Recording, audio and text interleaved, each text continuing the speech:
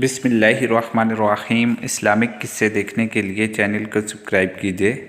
حضرت موسیٰ علیہ السلام حضرت شعیب علیہ السلام کے پاس 10 برس تک رہے اور پھر حضرت شعیب علیہ السلام نے اپنی صاحبزادی کا نکاح حضرت موسیٰ علیہ السلام کے ساتھ کر دیا۔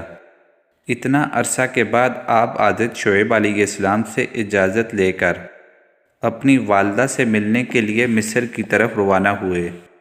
آپ کی بیوی بھی ساتھ تھی۔ راستے میں جب کہ آپ رات کے وقت ایک جنگل میں پہنچے اور راستہ گم ہو گیا۔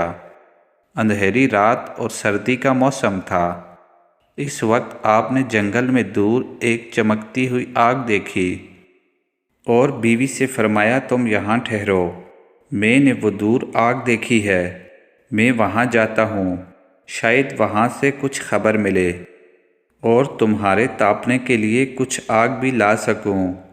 چنانچہ آپ اپنی بیوی کو وہیں بٹھا کر اس آگ کی طرف چلے اور جب اس کے پاس پہنچے تو وہاں ایک سرسبز و شاداب درخت دیکھا جو اوپر سے نیچے تک نہایت روشن تھا اور جتنا اس کے قریب جاتے وہ دور ہو جاتا اور جب ٹھہر جاتے تو وہ قریب ہو جاتا۔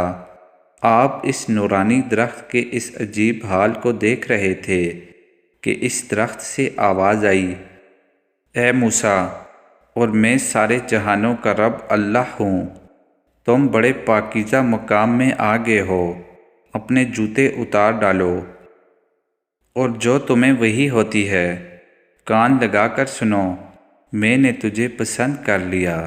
سبحان اللہ۔